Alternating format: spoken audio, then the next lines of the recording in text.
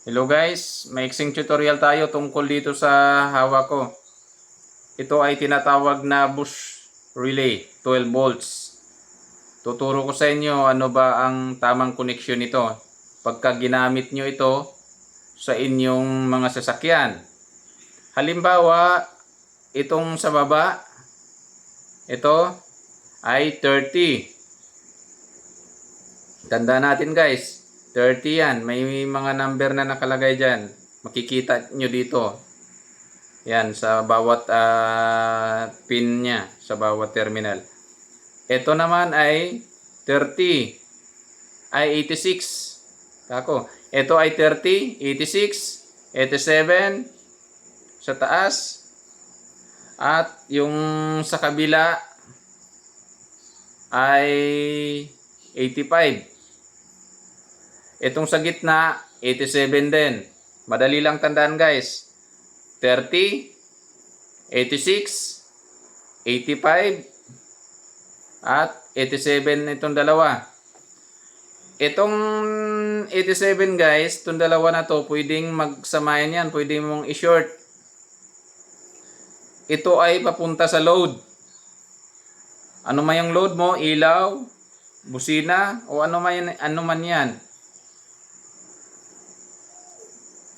Tapos itong 30 ay positive dapat ito. Guys, pati itong 86 positive. Ngayon, kung susundin natin ang tamang koneksyon, kagaya ng mga nakikita kong koneksyon sa mga sasakyan na wirings galing sa kasa, itong 30, ang koneksyon nito ay galing sa baterya mismo ang positive niya. Pero idadaan mo siya sa fuse. Ito namang 86, ang positive niya ay galing sa ignition. Pero idadaan mo ulit siya sa fuse. So dalawang fuse ang gagamitin mo. Itong 86 at saka itong 30. Ngayon kung gusto mong magtipid ng fuse, pwede mong pagsamahin itong dalawa, itong 30 tsaka 86. I-connect mo na lang doon sa ignition, kung doon ang gusto mo sa ignition. Para pagka i-off mo yung susi, mawawala yung kuryente dito sa ignition, yung 30 at 86. Tapos, ito namang 85 ay negative ito guys.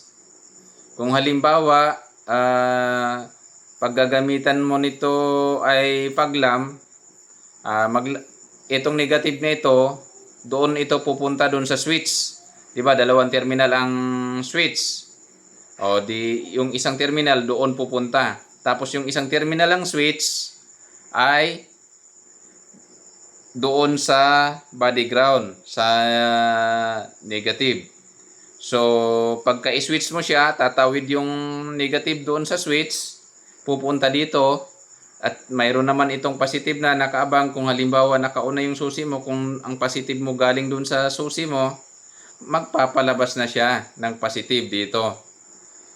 Yung positive na yun, may kalakasan na yun ang lalabas dito kasi dumaan na siya sa, kumbaga sa 220 volts, dumaan na siya sa transformer. Ito yung pinaka-transformer ng 12 volts. Ito yung nagbibigay na stable na supply sa 12 volts. Kung lalagyan mo nito, ito yung ang kahalagahan naman ng relay sa sasakyan. Kaya kailangan mong maglagay ng relay para doon sa stable na supply ng iyong load, para hindi agad masira.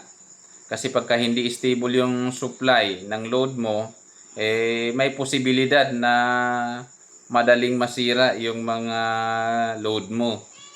Kaya nilalagyan ng relay. Okay guys, yun lang. Maraming salamat sa inyong panonood.